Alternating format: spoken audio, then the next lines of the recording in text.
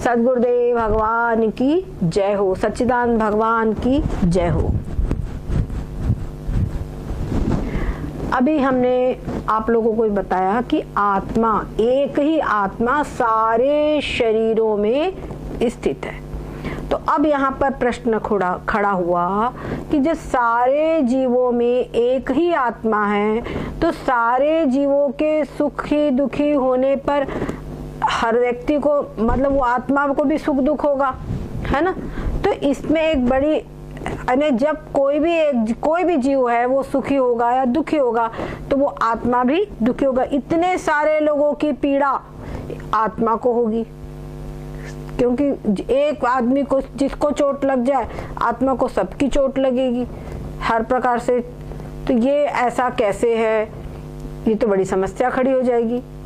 तो बोलते हैं कि देखो, यही बात जो श्रुति है, श्रुति जो है शत मात्र हृदया श्रुति है। हमारी जो श्रुति माता है वो जानती है कि हमारे जिज्ञासु को, हमारे पुत्र को क्या आगे कठिनाई आएगी। तो माता पिता जैसे अपने बच्चों के लिए आगे का भविष्य सोच कर रखते हैं, वैसे श्रुति भी सोचती है कि इसके दिमाग में क्या कंफ्यूजन क्रिएट होगा, क्या इसके मन में शंका आएगी, और वो पहले से ही उनका समाधान कर देती है। तो श्रुति ने इस गहरे रहस्य को बड़ी सरल भाषा में सिखाया है, समझाया है। प्रायः लोग समझते हैं कि उपनिषद है, श्रुति है, बड़ी कठिन है, तुम्हारी समझ में नहीं आएगा, इसको नहीं पढ़ना, से दूर रहना, ऐसा कहा जाता है। पर इसी प्रकार से हमारे यहाँ पर बहुत बड़ा एक षड्यंत्र ही कहना चाहिए इसको। इस प्रकार से भ्रांति मूलक बातों को भेज करके, भ्रांति मूलक बातें हमारे युवाओं में, हमारे किशोरों के अंदर में इस प्रकार से भर दी गई है कि वो अपने शास्त्रों से दूर हो गए। परिणाम ये हुआ कि हमारे शास्त्र क्या कहते हैं, हमारे शास्त्रों में क्या लिखा है, ये उनको नहीं मालूम। ये तो गूगल पे जिसने जो बता दिया, अमुक ने बता दिया, ऐसा गीता में लिखा है, तो समझते यही गीता में लिखा है। अपने आप से मैं गीता में देखूं, इतनी भी अकल उनके पास में नहीं है। यद्यपि अब मैं समझती हूँ कि कुछ समय बदल रहा है, हमारा भारत देश बदल रहा है, युवाओं में बहुत जागृति आई है अपने शास्त्रों को लेकर, अपनी संस्कृत भाषा को लेकर के। अब आगे इस समस्या का श्रुति ने क्या समाधान बताया है वो हम आप लोगों को बात करेंगे। एक बात आप समझिए, लौकिक स्तर पे सपोज करो कि कोई व्यक्ति ने किसी को छुरा मार करके हत्या कर दिया। अच्छा, उस समय पर तो निश्चित है कि वो छुरा मारने वाला उसको पकड़ा जाएगा, उसको दंड मिलेगा। अच्छा, अब मान लीजिए जब वो छुरा मारने जा रहा है तो कोई दूसरा व्यक्ति ऐसा है बोलता, अच्छा हाँ तुम करो हत्या, मैं तुमको उजाला दिखाता हूँ, मैं तुमको टॉर्च दिखाता हूँ, या किसी प्रकार की हेल्प उसने कर दिया।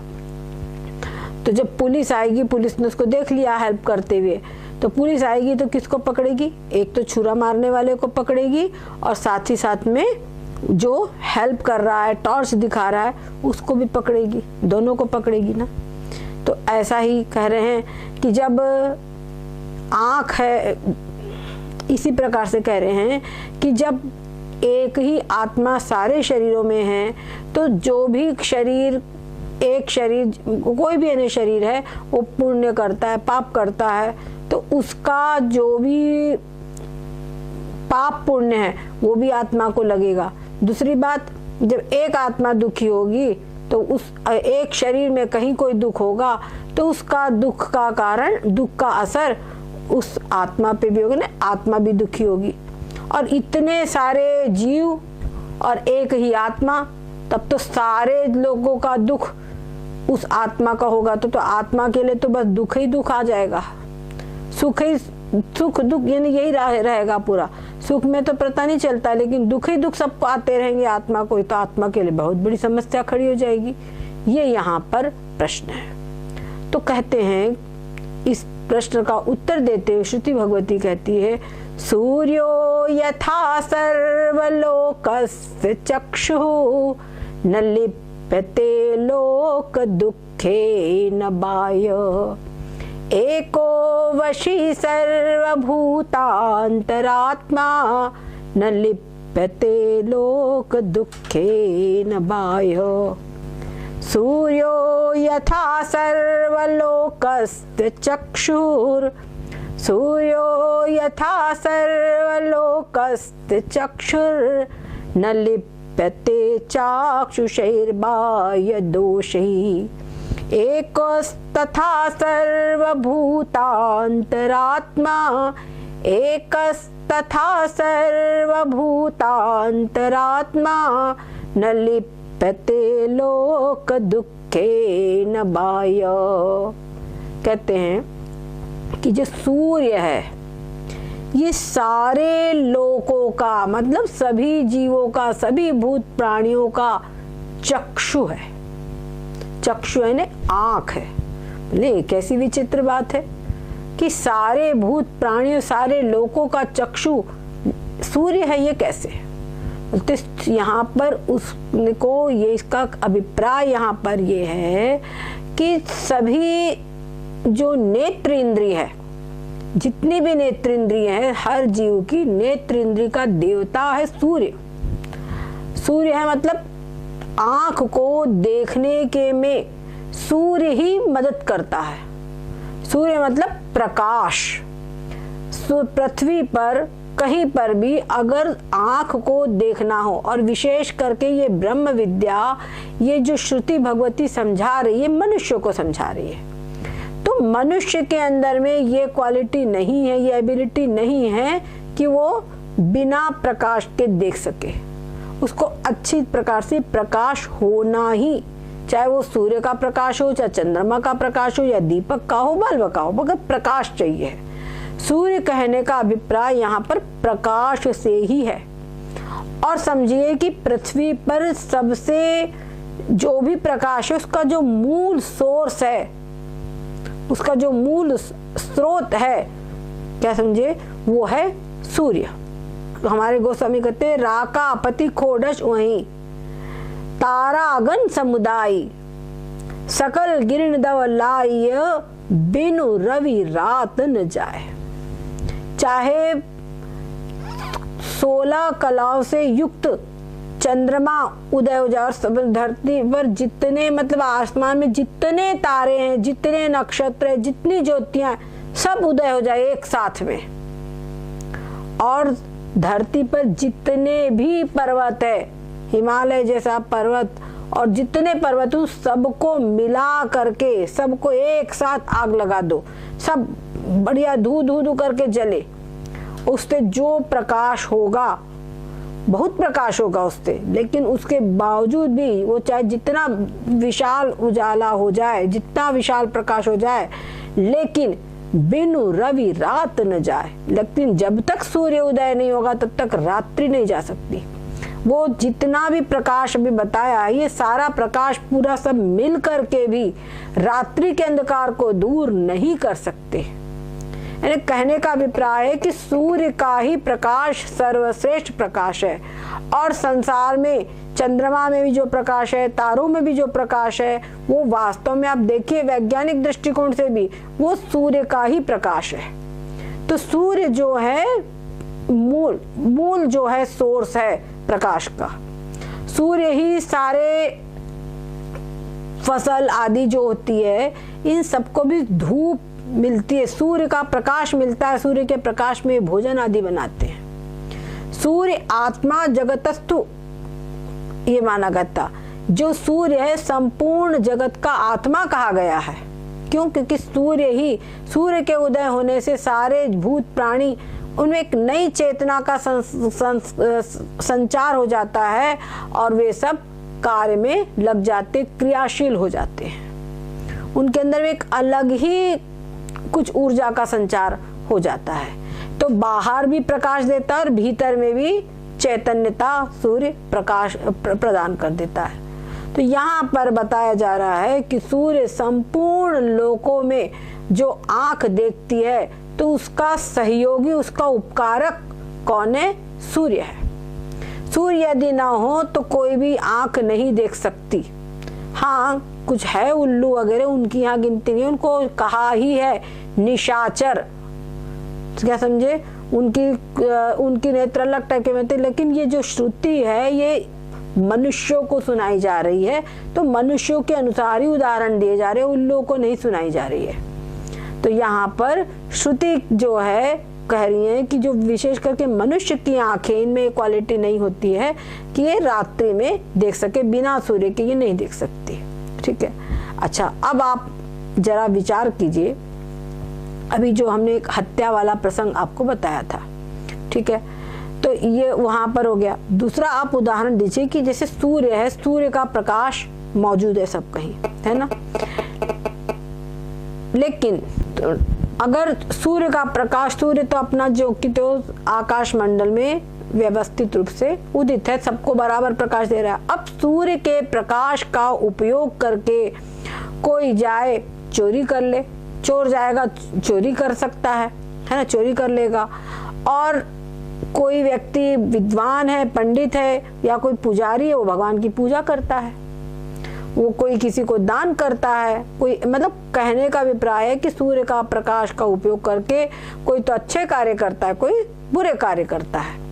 लेकिन क्या सूर्य के प्रकाश को किसी अच्छे कार्य करने वाले का पुण्य सूर्य को प्राप्त होगा? या उसके अंदर में कोई दूर कोई अगर दुष्ट कर्म करता है, कोई खराब काम करता है, पाप कर्म करता है, तो उसके पाप का फल क्या सूर्य को प्राप्त होगा? बिल्कुल नहीं। अच्छा, और दूसरी बात, सूर्य भी अपनी तरफ से सबको बराबर प्रकाश देता है। ऐसा नहीं है कि इसके पंडित है, विद्वान है तो इसको ज्यादा प्रकाश दूं, वो चोर है तो उसको कम प्रकाश दूं, या ये अमीर है तो उसको ज्यादा प्रकाश दूं, या गरीब है तो उसको कम प्रकाश दूं। ऐसा भी भेद सूर्य में नहीं, वो तो सब कहीं अपने समान रूप से सूर्य अपना है। आगे कोई अपना घर का दरवाजा बंद कर ले, उसमें सूर्य की जिम्मेदारी नहीं है। कोई जाकर उसमें चोरी करे उस प्रकाश का उपयोग करके, तो सूर्य की जिम्मेदारी नहीं है। कोई उसमें पुण्य कर्म करे तो उससे भी सूर्य को कोई पुण्य नहीं है। सूर्य जो है हर इससे पूर्ण रूपेण, उसके ऊपर कोई उत्तरदायित्व नहीं है। सूर्य हर चीज से तटस्थ है, उसमें न पाप कर्म लगेगा न पुण्य कर्म होगा, है ना। तो ऐसा हमारे सूर्य भगवान है। हमारे यहाँ पर सूर्य की तरह ही अग्नि भी पूर्ण रूपेण निर्लेप है, निर्लिप्त है। हमारे गोस्वामी ने कहा, भानु कृसानु सर्वरस खाई, तिनका मंद कहत को नाही। भानु और कृसानु, भानु यानी सूर्य, कृसानु मतलब अग्नि, इस सब तरफ से रस लेती है। सूर्य जो है ये गंदी नाली का पानी है, उसका भी जल सोख लेता है, और गंगा जी का पवित्र जल है उसका भी शोषण करता है, और समुद्र का जो खारा जल है उसका भी शोषण करता है। लेकिन सूर्य को कोई बुरा नहीं कहेगा। सूर्य की जो प्रकाश है, सूर्य है, वो किसी भी प्रकार से अपवित्र नहीं होता। उसी प्रकार से अगर सूर्य जो गंगा जल का शोषण करता है, तो उससे सूर्य को पुण्य भी नहीं होता। वो किसी से भी, ना तो पाप कर्म से न ही पुण्य कर्म से, किसी भी, मतलब अच्छी चीज का रस ले चाहे बुरी चीज का रस ले, वो किसी प्रकार से उससे लिपायमान नहीं होता। सूर्य तटस्थ रहता है। कोई कह रे नाली का पानी सूर्य ने सोख लिया, अब सूर्य की किरण, धूप जो है वो अपवित्र हो गई, सूर्य की किरणें अपवित्र हो गई, अब ये सूर्य को हम नहीं छुएंगे। ऐसा कभी होता है क्या? कुछ नहीं होता, वो सब अलग ही है अपना मामला। उसी प्रकार से अग्नि है। अग्नि भी, अग्नि के अंदर में एक बिल्कुल गंदगी से भरी हुई लकड़ी लो, सूर्य उसमें डाल दो अग्नि में, क्या होगा? अग्नि तो उसको भी जला करके खाक कर देगी। अग्नि का स्वभाव है जलाना। चाहे आप उसके अंदर में बढ़िया सुंदर कोई पवित्र वस्तु डाल दो, और चाहे कोई अपवित्र से अपवित्र वस्तु डाल दो, अग्नि का काम है वो जलाएगी। परंतु हम लोग ये नहीं बोलेंगे कि अरे अग्नि ने देखो कितनी बुरी बुरी चीजों को जला लिया था, अब हमारे यहाँ हम इसमें को अपनी चूल्हे के अंदर में अग्नि को स्थान नहीं देंगे। अपना चाहे गैस चूल्हा चाहे कोई भी, हम इसको अग्नि को स्थान नहीं देंगे, ऐसा कोई कहता है क्या? नहीं कहता। जो अग्नि है वो सब प्रकार का रस सोखती है, मतलब सबको जलाती है, कचरा भी जला देगी, पवित्र से पवित्र, कभी यज्ञ कुंड में भी अग्नि होती है, अग्नि तो अग्नि है, और कहीं चिता को जलाना है वहां पर भी अग्नि होती है, कहीं कचरा वगैरह होता है वहां पर भी अग्नि जला दी जाती है, अग्नि रहती है। तो अग्नि क्या होता है, अब सूर्य और अग्नि हर प्रकार की चीजों का वो सर्वरस खाई, सब कुछ ग्रहण करते हैं, लेकिन उनको तिन कहा मंद कहत को नाई, उनको कोई बुरा नहीं कहता, कोई उनको उसमें अच्छा नहीं कहता। और उसके साथ साथ में ये अग्नि और सूर्य ये इसमें लिपायमान नहीं होते।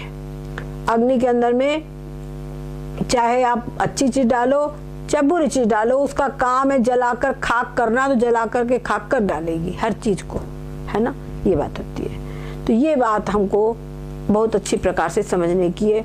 श्रुति ने कितने सरल ढंग से इस बात को समझाया है। अच्छा, तो बात ये है कि जिस प्रकार से ये अग्नि और सूर्य है ये लिपायमान नहीं होते हैं, उसी प्रकार से सभी जीवों के भीतर में जो चैतन्य आत्मा है, वो चैतन्य आत्मा भी ये शरीर जो है अनेक प्रकार के कर्म करता है।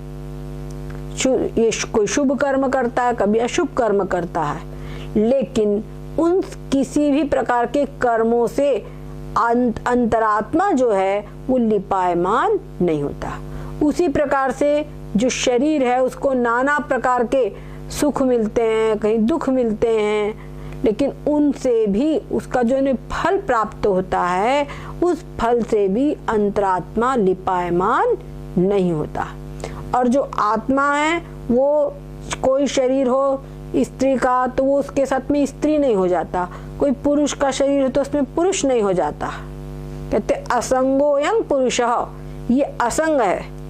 नैवा स्त्री पुमानेश, नैवा स्त्री पुमानेश ऐसा कहा है, न तो मैं स्त्री हूँ न पुरुष हूँ, न चैवायं नपुंसकः, यद्य शरीर मादत्ते तेन तेन संयुज्यते।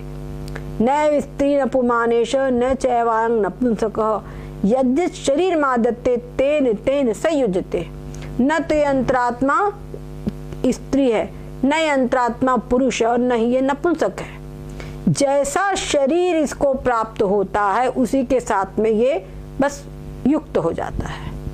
परंतु सबके साथ में युक्त होता हुआ भी जो आत्मा है ये स्वरूप से उसी प्रकार से असंग रहता है, किसी प्रकार से लिपायमान नहीं होता। कोई भी अच्छा बुरा कर्म या उसका फल इस आत्मा को लिप्त नहीं होता।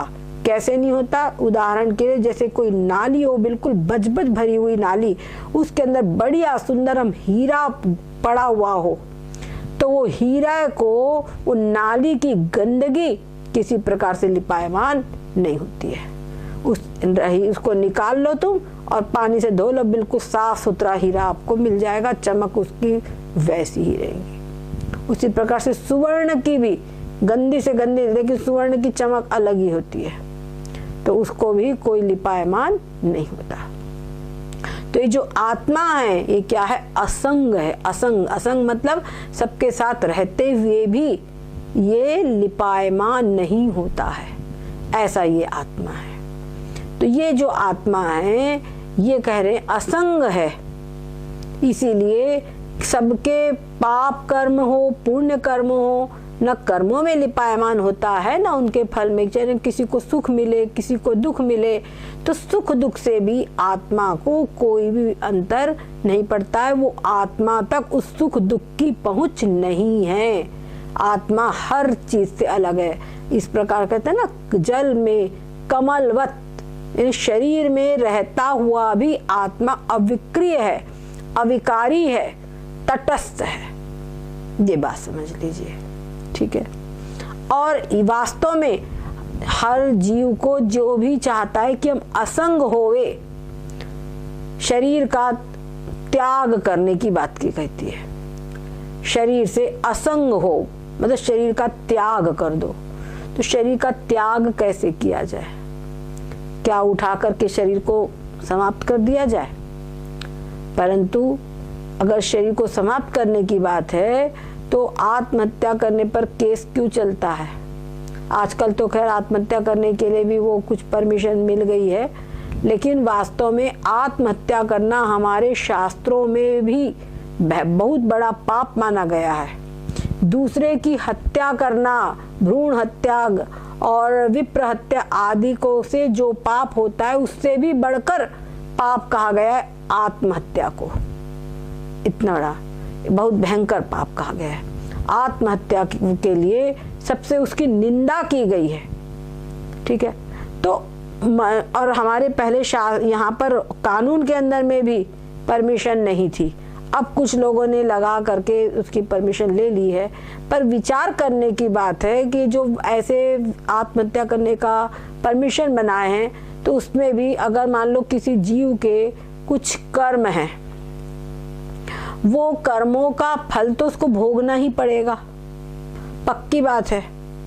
क्योंकि अवश्यमेव भोक्तव्यम कृतं कर्म शुभाशुभम।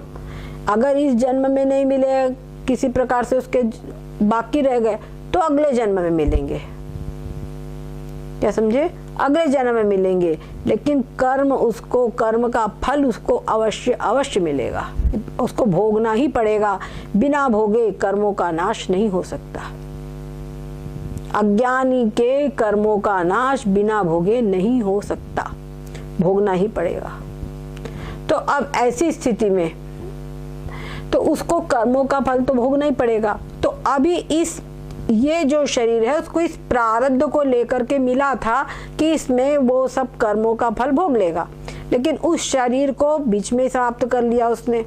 अब बीच में समाप्त हो गया, जितने कर्म का फल उसको भोगना शेष था तो वो तो उसको भोगना पड़ेगा ही, प्लस साथ में आत्महत्या वाला एक पाप और जोड़ लिया, तो इन सबका फल उसको आगे भोगना ही पड़ेगा। ये बात पक्की है।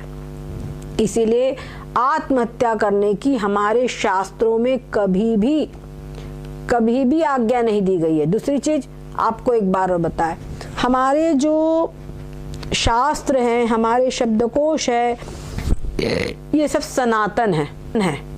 मतलब जैसा अपौरुषेय है इनको कहा जाता है। अपौरुषेय ने कैसा भी नहीं कि परमात्मा ने इनको लिखा है, ऐसा भी नहीं। परमात्मा के द्वारा ये उत्पन्न, एक बार उत्पन्न हो चुके हैं, एक बार अपौरुषेय है। तो ब्रह्मा जैसे जाकी सहज श्वासाश्रुतिचारी, परमात्मा का निश्वास है, परमात्मा स्वरूप ही हमारे ग्रंथ, हमारे शास्त्र, हमारी वेद, और उन वेदों से ही सारे उपनिषद, सब कुछ वेदों से ही है। तो इन शास्त्रों में जो पहले लिखा गया जो कुछ भी है वो सब सनातन है। इस कल्प में जैसे शास्त्र है, पिछले कल्प में भी यही शास्त्र पूरा जैसा का तैसा था, ऐसा ही अगले कल्प में भी वैसा ही शास्त्रों का। ब्रह्मा जी ने वेदों की रचना की ऐसा कहा जाता है, पर ब्रह्मा जी ने वेदों की रचना भी इसी प्रकार से करी। जब उनको नींद आने लगी तो वेद उनके मुख से निकल गए और वो राक्षस ने ले लिया। लेकिन अगला जब उनका अवतार हुआ अगले कल्प में, जब ब्रह्मा जी, तो ब्रह्मा जी ने उनको वेदों का स्मरण हुआ। कौन वेदों का? जैसी रचना पिछले कल्प में थी वैसा ही उनको स्मरण हुआ, और उसी स्मरण के आधार पर वो उन्होंने फिर से वैसा ही वेदों को कहा। ये ऐसा वर्णनाता है, ये अपौरुषेय है वेद। समझ गए? तो इसका मतलब ये होता है कि जैसा पिछले कल्प में लिखा था वैसा ही इस कल्प में भी लिखा गया है।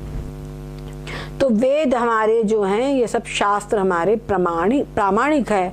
इनमें कहा गया है कि किसी भी प्रकार से इस शरीर को त्याग करना है।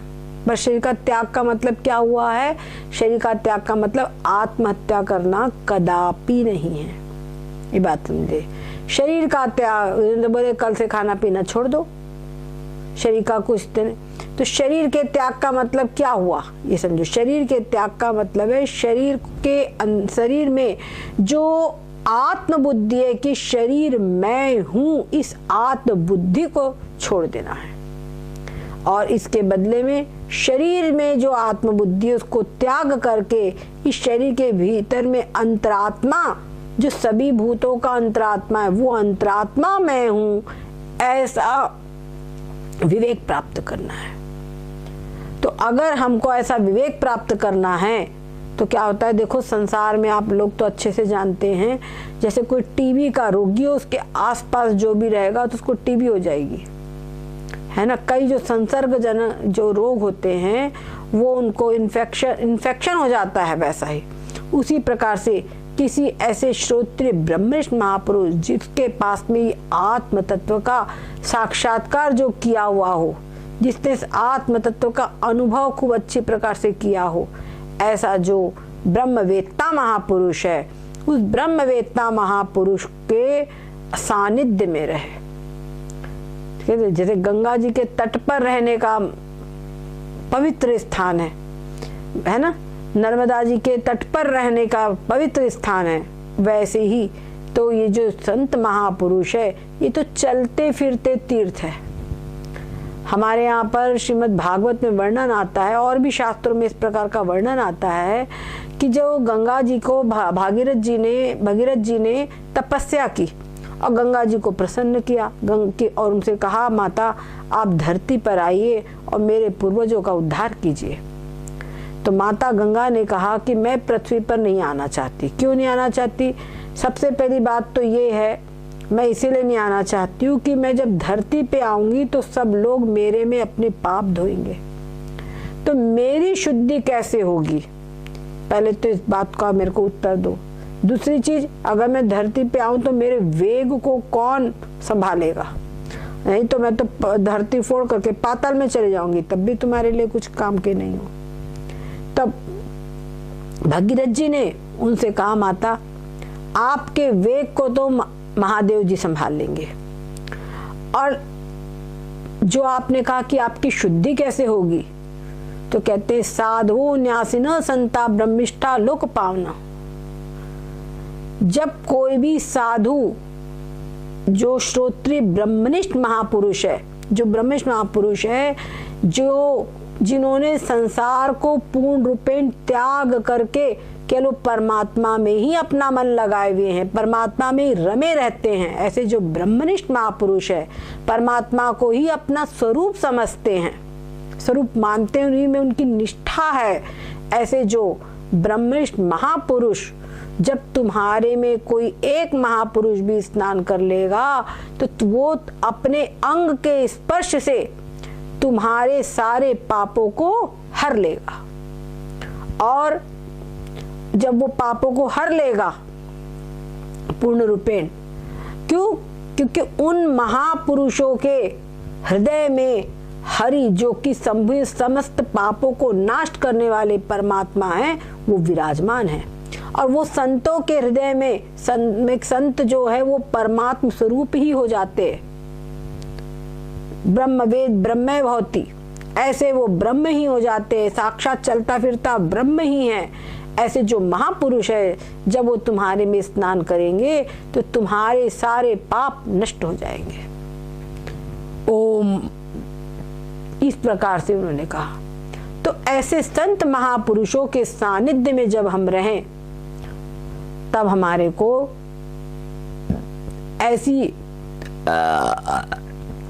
ऐसा असंग भाव, संसार से निष्प्रहिता, वो हमको प्राप्त होती है। और जब तक कोई व्यक्ति इस शरीर से निष्प्रही नहीं हो जाता, इस शरीर से आसक्ति समाप्त नहीं करता, तब तक के किसी भी प्रकार से ये आत्मनिष्ठा ये प्राप्त नहीं हो सकती। हमारे भगवान शंकराचार्य ने कहा, शरीर पोषणार्थी सन हमारे, क्योंकि अगर कोई व्यक्ति सोचे कि हम शरीर में आसक्त रहे, शरीर को खूब खिलाए पिलाए बढ़िया पुष्ट करते रहे, क्या समझे? एक होता है कि शरीर की रक्षा करना, क्योंकि शरीर माध्यम खलु धर्म साधनम, शरीर के द्वारा अगर शरीर स्वस्थ रहेगा, शरीर सही रहेगा, तभी हम इससे चाहे व्यवहारिक कार्य करना हो, चाहे आध्यात्मिक उन्नति करना हो, ध्यान लगाना है, सब कुछ करना है, तभी हम कर सकेंगे। पूजा पाठ आदि शरीर सही रहेगा तभी हम कर पाएंगे। तो इस दृष्टिकोण से शरीर का ध्यान रखना एक ये चीज है। और दूसरा ये है कि खूब eat drink and B Mary करके शरीर को रखना। तो इसमें दूसरे वाले जो बात कही गई है उससे उसमें शास्त्र का विरोध है कि उस तरफ रास्ते पे न जाओ। तुम शरीर के अंदर में शरीर की रक्षा करो। भोजन औषध बस अश्नंग, यानी भोजन जो तुम्हारा हो तुम सही समय से अपनी जबान की लोलुपता को पूर्ति करने के लिए ना खाओ पियो। कपड़े जो पहनो तो अपनी एक शरीर की रक्षा करनी है, तुमको शरीर का लालन पालन नहीं करना है, शरीर की रक्षा करनी है, ये समझो। और शरीर की रक्षा इसलिए करनी है क्योंकि इसी शरीर के द्वारा ये आत्म तत्व की प्राप्ति हो सकती है, इस असंग वृत्ति की प्राप्ति हो सकती है, इसलिए शरीर की रक्षा करना है। इसका मतलब ये नहीं बता दिया कि शरीर का त्याग करने का मतलब ये मत समझना कल से खाना पीना छोड़ दे, ऐसा कदापि नहीं है। और अगर कोई व्यक्ति खूब बढ़िया शरीर को खिला पिला करके सोच रहा है बस इसी के द्वारा हम आत्म तत्व की प्राप्ति कर लेंगे, मोक्ष की प्राप्ति कर लेंगे, तो उसकी स्थिति वैसी ही है जैसे कोई व्यक्ति नदी को पार करना हो। तो एक मगर जा रहा था बढ़िया सा, उसने सोचा उसको ये नहीं समझ में आया कि मगर है, उसने समझा कि कोई लकड़ी का बड़ा सा गट्ठा है, लकड़ी के गट्ठा समझ करके उसको पकड़ ले और नदी पार करने के लिए हो। क्या होगा, क्या संभावना है आगे? वो नदी पार कर पाएगा? कभी भी नहीं कर पाएगा ना। रास्ते में मगर का आहार खुद बन जाएगा, है ना, मगर ही उसको पूरा पूरा पार कर देगा।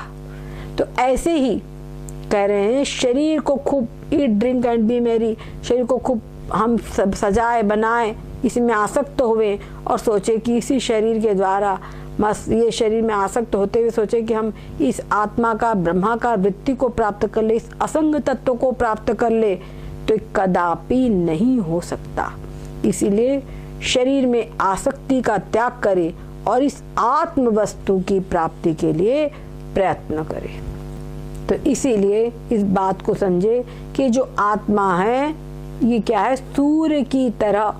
जैसे सूर्य देव सभी लोगों के चक्षु है, सभी को देखने में हेल्प करते हैं, लेकिन फिर भी कोई व्यक्ति अच्छा देखता है, कोई बुरा देखता है, पर उसका कैसा भी कोई देखे उसमें सूर्य देवता को कोई हानि लाभ नहीं है। सूर्य देवता को कुछ भी उसमें लिपायमान नहीं होते हैं, वो अपने अलग ही रहते हैं। इसी बात को समझने